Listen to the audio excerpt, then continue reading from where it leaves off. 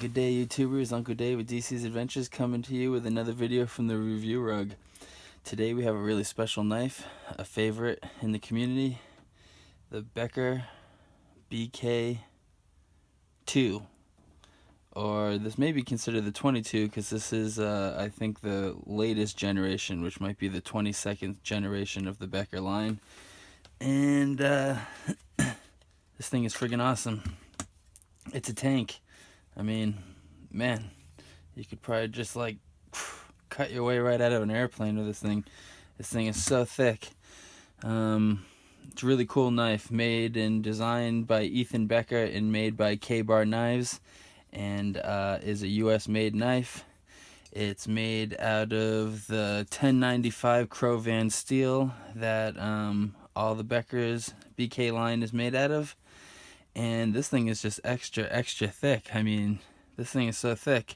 I couldn't find, at least on Amazon, exactly how thick this was, but it's got to be about 1/4 of an inch thick, or maybe even thicker than that. It's really thick. Yeah, it's about 1/4 inch thick, I'd say. So super heavy duty, thick knife. I think it's a drop point here. And the overall length is 10.5 inches, and the blade length, the edge length, is 5.25 inches, so 5.25 inches.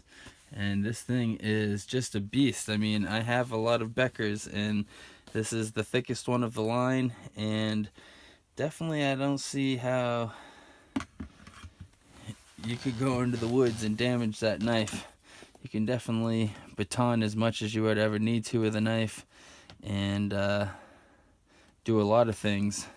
It's pretty thick though, so I'm not sure how fine carving it's gonna do.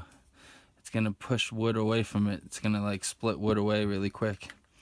It came with this really cool sheath, and you have 2 buying options on Amazon. This one cost me $75 with Amazon Prime shipping, and that came with this sheath.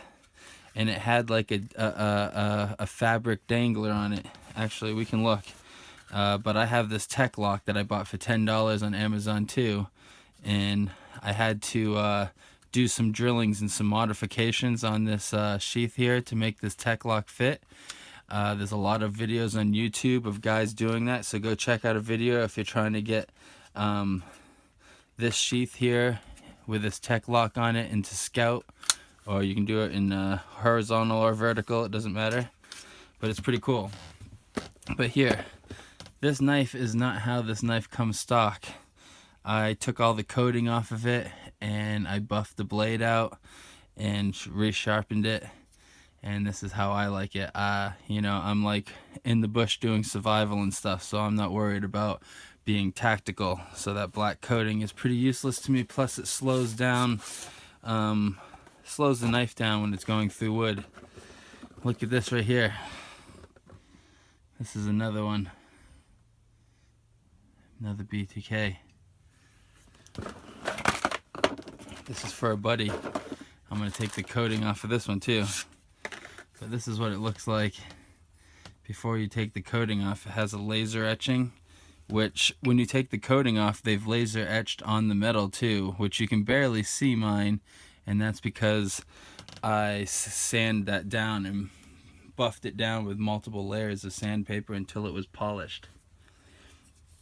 So this is what the knife looks like with the black coating, straight out of the box.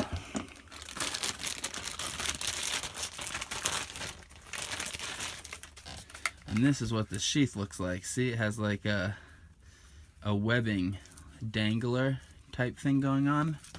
And these sheaths have really great retention. This thing is not going to fall out. No matter what, you have to use your thumb and when you use your thumb, it splits the sheath open to let that knife out. So it's really not going to come out there. That way you can tie this to a molly vest or have it vertically on a vest or something, no problem. You wouldn't have any problem with this. So it's pretty awesome that they're giving this sheath out with the knife now. That blew me away. It's like some sort of it's not plastic, it's like some sort of glass molding, or like polymer glass or something. I don't know, you have to look it up, but it's pretty awesome. It's not Kydex either. It's a different material, and it seems pretty durable and hardcore, and I like it. So I'm not sure if my friend's gonna keep his like this in dangler mode, but he's definitely gonna have me take the black coating off and buff it all up and get it all going for him like that, because he doesn't care about the tactical stuff either. So there it is, the B2K by Ethan Becker and K-Bar.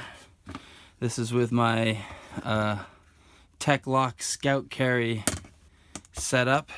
Super nice. Let's take a look at this knife right here next to the BK7. That's my BK7. That's a beaut right there. That is my favorite Becker knife of the line. So there's the BK7 there. So you can get a look at that and kind of see the difference there in size. The thickness is a big difference.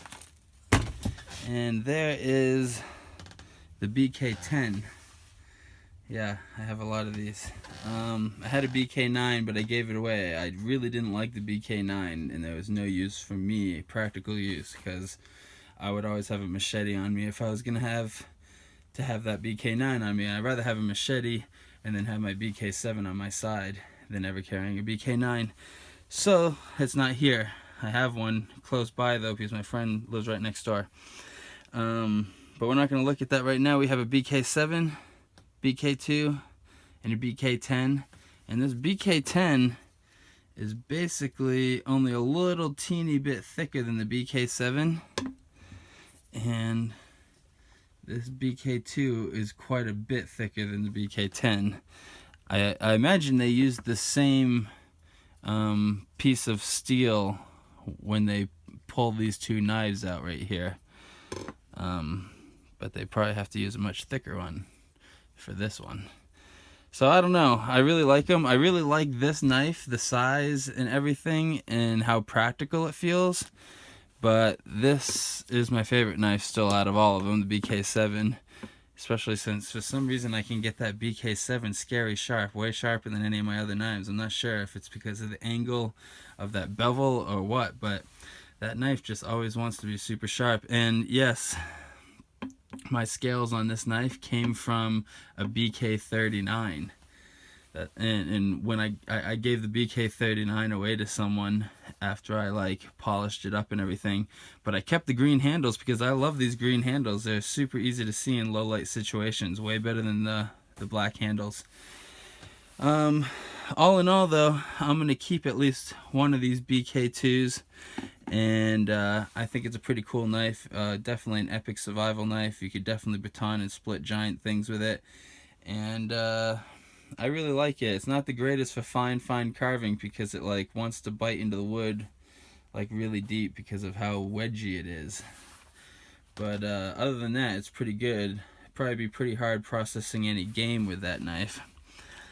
Out of all these knives, BK7's my favorite though, and I think I like the BK10 a little bit better than the BK2. I'm keeping all these knives, so check out some other videos on the channel. I don't think I have a video up for either of those two knives yet, but that's the B2K, BK2, and my new Scout setup.